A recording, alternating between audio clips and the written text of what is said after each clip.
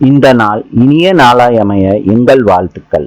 4/6/2026 வைகாசி 21 June வியாழக்கிழமை. இன்று சகுர்த்தி, உத்திராடம் நட்சத்திரம். இன்று சங்கடகர சகுர்த்தி. இன்றைய நல்ல நேரம் காலை 10:30 11:30 வரை, மாலை 12:30 1:30 வரை. கௌரி நல்ல நேரம் மாலை 6:30 7:30 வரை. ராவு காலம் மதியம் 1:30 3 மணி வரை. யமகண்டம் காலை 6 மணியிலிருந்து 7:30 வரை. சூலம் தெற்கு.